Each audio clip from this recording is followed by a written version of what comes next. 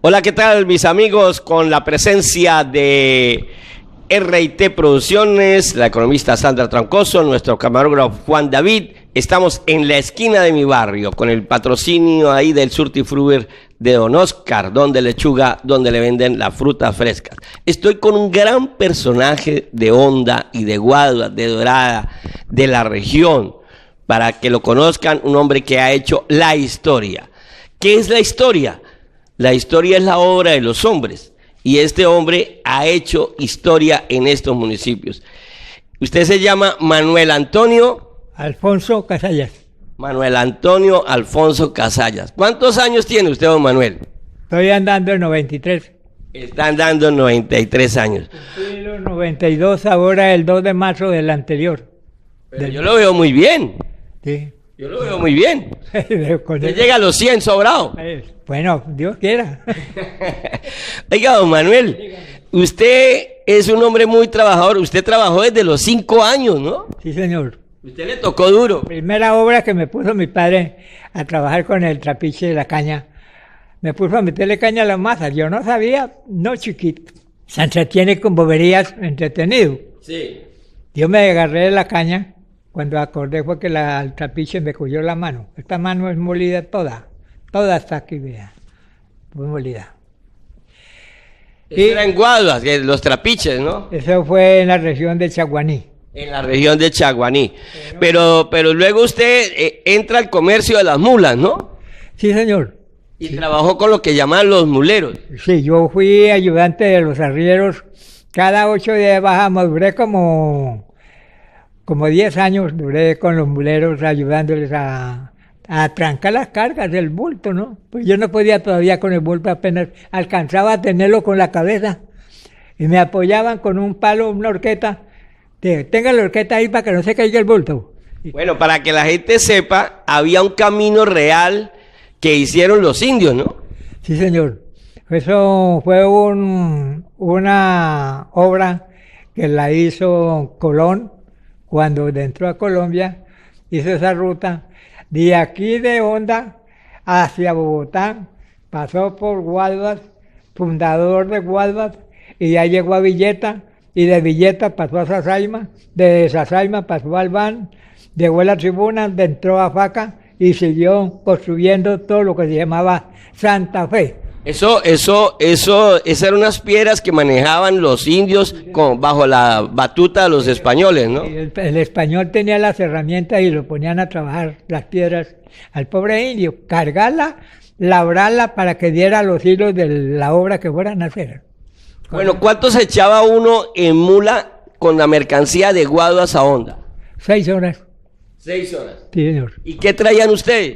Traíamos papas, cebolla, yuca, mejor dicho, legumbres de todo lo que se produce el alto del trigo. De los que vende lechuga. Bueno, y esa legumbre, ¿y de Honda qué llevaban?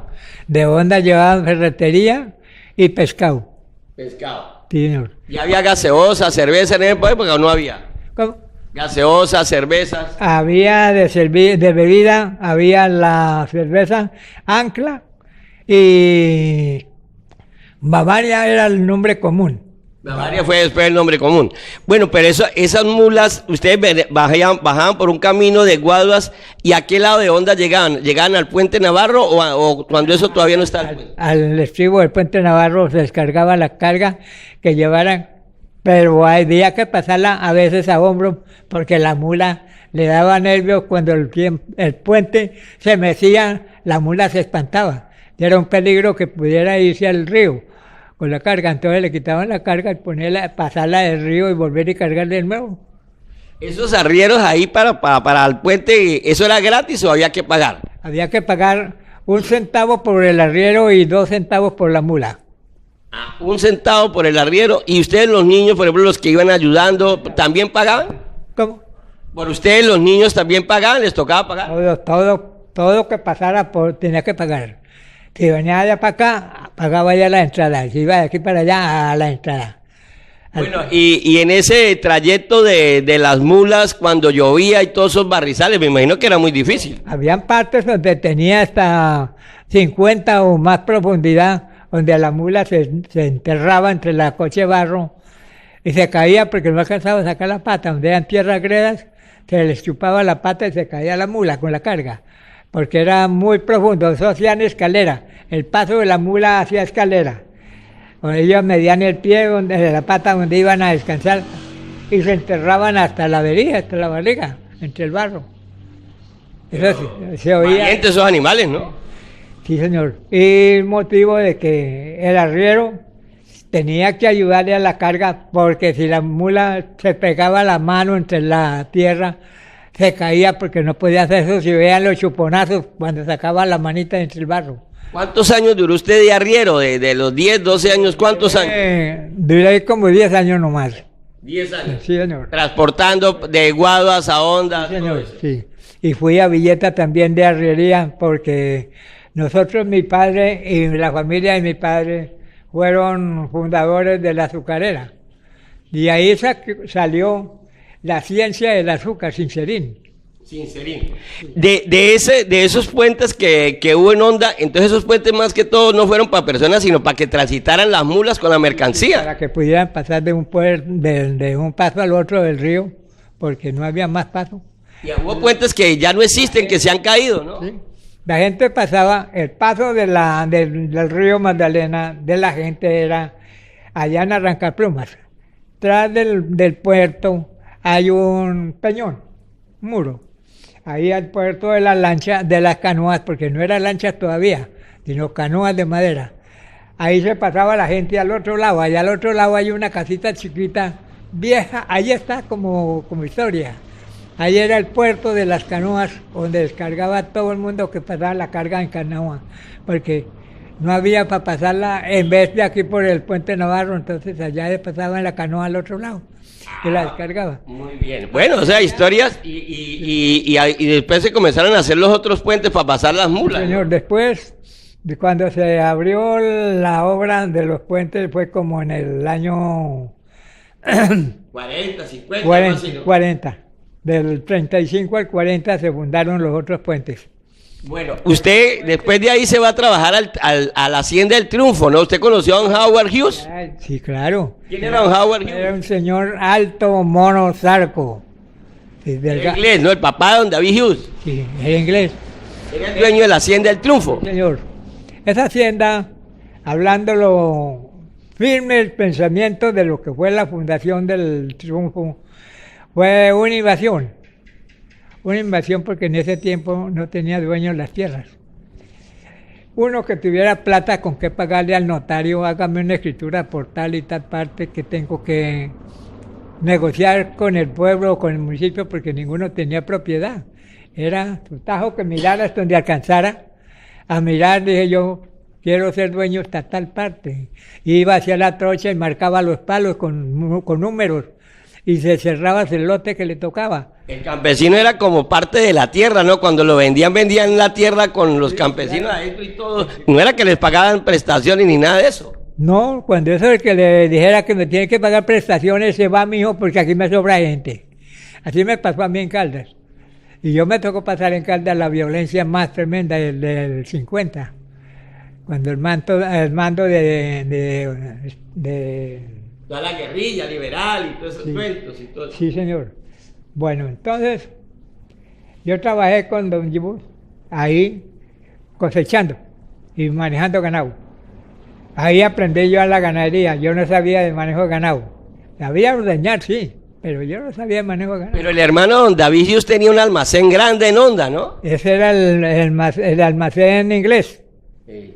La casa inglesa. El almacén más grande que había, porque era todo alemán la herramienta que había. Todo lo mejor que había era el almacén. Pero vendían también telas, vendían otras cosas. Sí, eso venían por piezas. La pieza, eso era como quien dice 5 arrobas. La paca del ancho de la pieza, como ver una nevera de estas. Lo que alcanzaran a alzar al hombre la persona. La casa de paños con sus números. La calidad de paños finos. Paños europeos. Sí, todo era de Estados Unidos, de Europa, de Alemania. Todo eso llegaba ahí porque la carga llegaba hasta allí a Caracolí. Como no había servicio de carro cuando eso había una carretera. Llegaba la carga en barco, ¿no? de ahí llegaba la carga en barco. Ahí descargaban, la pasaban en el tren que pusieron en la variante allí por el Caucho a salir a Arrancaplumas, para que el tren transbordara esa carga a Arrancaplumas, porque de ahí para arriba salía otro barco. Había un barco de leña, de vapor de leña. Cargaban el barco y se iba hasta Girardot. Era un barco pequeño, como quien dice. Pero también lleva mercancía. El transporte de las mercancías. Bueno, estamos con... Espera un momentico, don Manuel. Vamos a una pausa y vamos a contar la historia de los barcos y la historia de los aviones aquí en la esquina de mi barrio. Estoy con don Manuel Alfonso, un hombre que hizo historia en Honda y la región. Ya volvemos.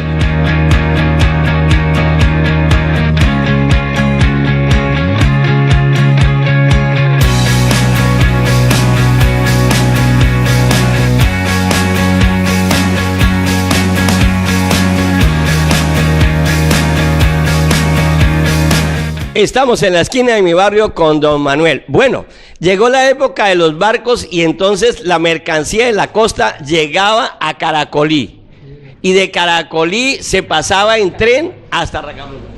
Sí, pasaba en tren hasta Arrancaplumas. De ahí transbordaba el barco que iba para Girardot, lo transbordaba hacia Cundinamarca, al puerto que era ya para salir para Bogotá, para repartir las mercancías para los pueblos pequeños que no tenían servicio de carro ni de barco. Entonces se cargaba en mula. En Arrancaplumas había una bodega y en el puerto al frente había otra bodega. Otra bodega, sí señor. Y ahí se guardaba la mercancía y se pasaba ¿qué? ¿En canoas? En canoas. Habían canoas especiales para Oiga, pasar. pero Arrancaplumas era un hervidero de gente, se movía, eso era tremendo, ¿no? Arrancaplumas, El Retiro, Francisco Núñez. El nombre Arrancaplumas porque era muy divertido el indio. Ahí era el puerto de los indios. Ahí bajaban de Girardot, de Ambalema, del sur. Todo lo que trataba la zona del Magdalena, bajaban en balsas. Balsas, árbol balso que llaman. Hacían las balsas grandes de 4, 6 metros, 8 metros.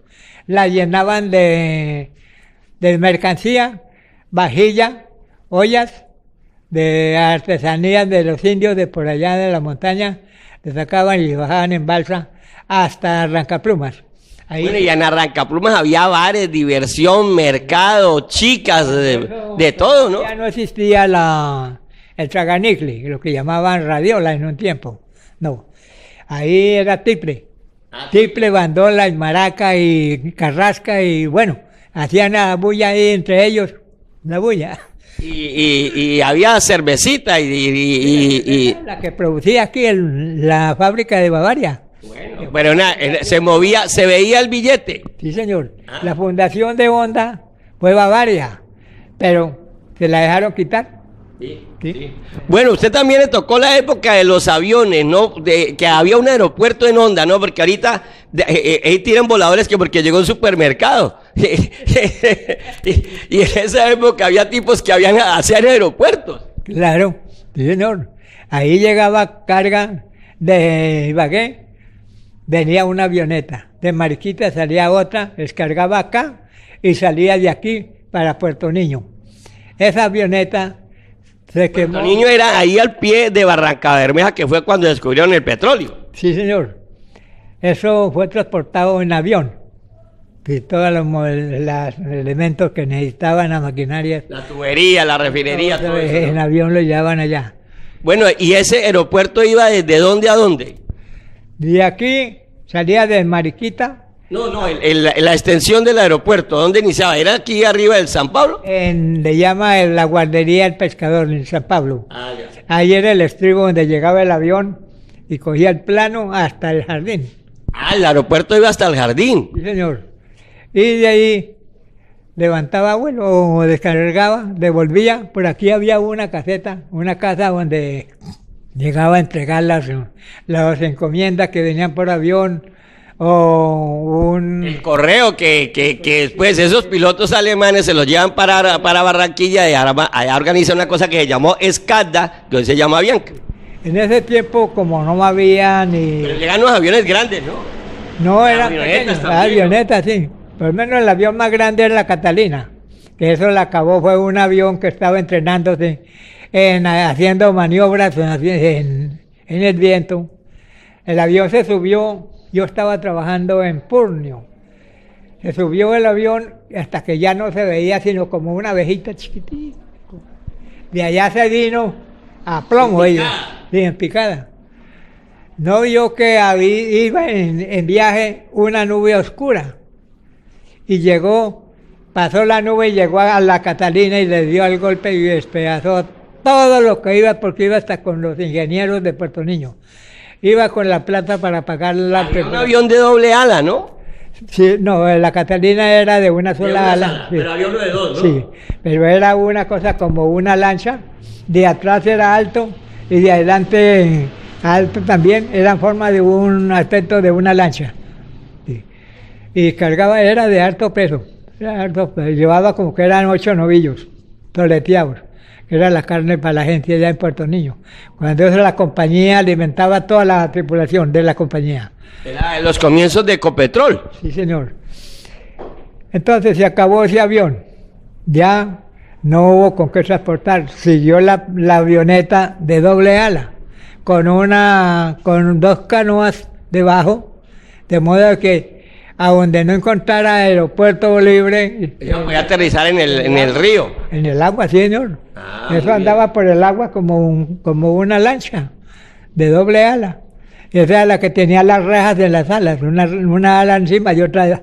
¿Y de dónde iban los pilotos? ¿Como en la mitad? En medio, sí, en medio de las 2 alas. ¿Los pilotos eran colombianos o extranjeros? Esos eran colombianos. Ya había pilotos colombianos. Eso como eran de la compañía, esos eran americanos. ¿Sí? Entonces llevaban la carga, la descargaban allá en el agua. En Honda hubo mucho extranjero en una época, ¿no? Mucho. Ahora murió, Honda está muerto porque no hay nada de lo que había antigua. Se murieron los barcos, el avión. ¿Y el tren qué me dice? ¿Usted alcanzó a conocer el tren? Claro, yo viajé miles de veces de La Dorada hasta Ibagué en el tren. Ah, se viajaba de Nuevo México hasta la entrada de Ibagué. Negociante en pescado. Yo me bajaba a Dorada y el pescado se compraba a 20 centavos yunta de 5 bocachicos, pero eran así. Y me iba yo con 100, 150, 200 yuntas. Llegaba a Ibagué y eso era una sola relación. A uno con 20, a uno con 50. Yo la compraba a 20 centavos. Veía la plata. Estamos con don Manuel en la esquina de mi barrio contando la historia de Honda. La historia vivida por él, no porque se la contó otro.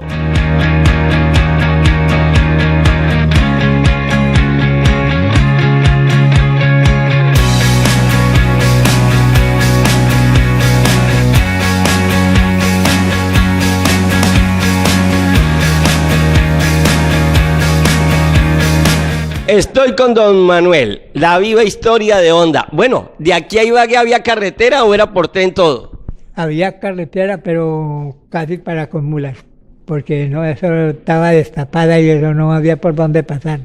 Bueno, ¿y en ese tren era el palito o ya había el autoferro? Habían como 4 trenes especiales, el de carga y el palito, que era el que recogía todo lo que encontraban por el camino. Sí. El palito, le sacaban la carga uno a... Le decían el palito, para que los muchachos sepan, le decían a ese tren el palito, porque las sillas eran de madera, y entonces ahí se sentaba uno. Sentaba uno en hilada, de punta a punta del coche. Era el surco del personal, por medio iba la carga. Y entonces llegaba donde fuera, por el camino encontraban una romo de carga, le ponían una bandera, ahí el tren lo veía desde lejos y una vez parado llegaba y levantaba esa carga a llevarla a donde fuera. Podía durar 8 o 15 días, ¿no? Espere porque el tren se dañó. Espere. ¿Cuánto echaba uno de Dorada a Ibagué en tren? No duraba sino 3 horas. 3 horas. Uno salía de La Dorada a las 5 de la mañana y a las 9 estaba en Ibagué. Usted me contó una historia para que sepan. ¿Cuándo comienza Honda de caer? Cuando comienzan a construir el puente de La Dorada, porque lo hicieron muy bajito y los barcos no podían llegar a Honda. No podían pasar. ¿Cómo fue eso? Porque usted trabajó en el puente. Cuando yo trabajé en el puente, era el primera obra que había de Bogotá acá.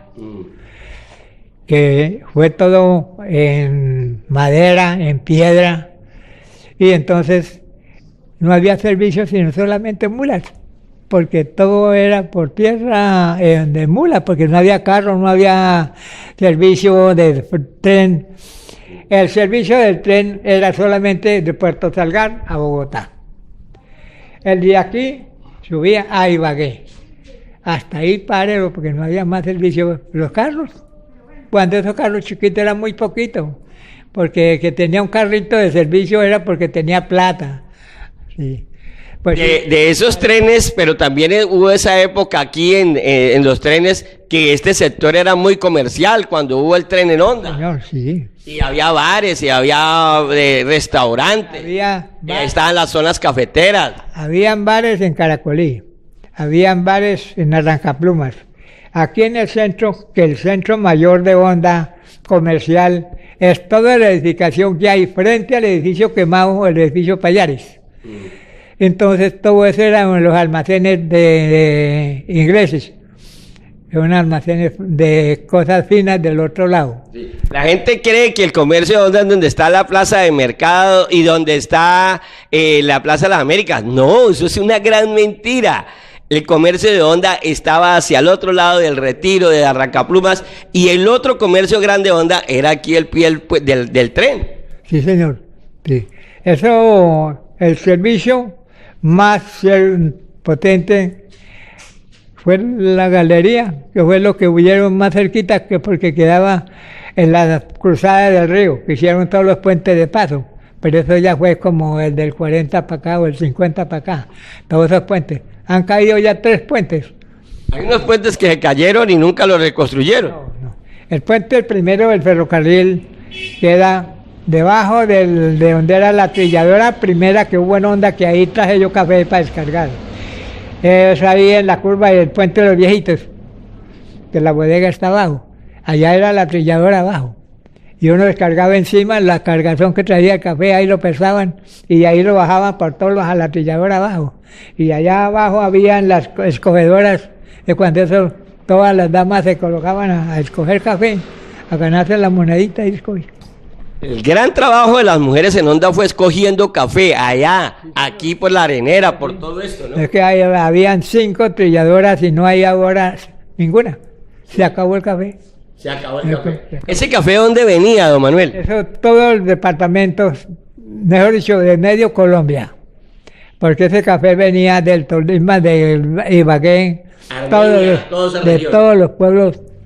A Honda, que era la trilladora principal, o sea, por eso esta bodega que llama Federación Cafetera Nacional, donde llegaba todos los cafés de todas partes, a que la trillaran aquí para exportarlo por el río abajo en los barcos. Entonces, de ahí salía para Barranquilla y luego sí, de aquí salía ya con el café en los barcos para abajo. Llegaban la carga de donde fuera en mula, descargaba uno y se volvía. Los arrieros fueron un factor fundamental en Honda. Eso había gente que, o mejor dicho, días que encontraba uno 4 o 5 grupos de mulas, día 10, 12, 15 mulas. Porque llegaban las mulas de Guaduas, llegaban las mulas del norte del Tolima. Sí, del Tolima, de Guaduas, y gente de todas partes, ¿no? Arrieros paisas, arrieros bayunos. De Caldas, aquí tenía que llegar porque para dónde cogía. Si Caldas quedó encerrado. Porque yo me pongo a pensar, el señor presidente cuando llamó a los ingenieros a hacer la carretera de aquí al Tolima a la costa, ¿por qué la va a hacer a bordo del agua, al río? No lo pensó a tiempo. Eso debía haber sido siquiera a unos 5 kilómetros de lejos del río para que tuviera un desembotellamiento la gente que estaba explotando las montañas, parcelando ya, haciendo fincas. Trabaje con las pobres mulas y cargue todo un día para llevar la carguita al puerto. Y no ve cuando hicieron el puente de Dorada, que quedó muy bajito, entonces los barcos que llegan a Honda no pasaban. No pudieron pasar aquí porque las chimeneas no podían pasar por debajo. Usted alcanzó a trabajar en ese puente de La Dorada. Usted conoció Dorada cuando Dorada eran 4 casas. Viví en La Dorada cuando hicieron el puente de Puerto Salgar. Y ya no podían pasar los barcos. No, le cortaron el paso porque la chimenea no pasan por debajo. La chimenea tiene como 30 metros de alta y el barco, ¿cómo hacer por debajo para pasar? Bueno, ahí está la historia. Don Manuel, la viva historia de Honda. ¿Y cómo ve hoy en día Honda, don Manuel? Decaída. Dicen que Honda es un tesoro. Sí, Honda es un tesoro y digo con toda franqueza que conozco yo la tierra, de que yo soy minero también. Sí, yo sé la mina. Honda está parada en oro. Oiga, aquí arribita del río Gualí dicen que al pie del Pirso cogían oro, ¿no? Eso se coge cuando el río está crecido, que llega la bola del agua y lava al peñón, se ven las cáscaras que ruedan de la barranca. La agua la trae o que se volca y queda el lorito a bordo de agua. Cuando la bola llega y lavó, ve uno la cáscara de ahí por encima. ¿Usted alcanzó a conocer el oro también? O sea, usted también le jaló a la minería. Yo saqué ahí en Gualí, saqué pedazos en varilla de 22 gramos, de 5, de 2. La gente se iba a guaquear ahí al río.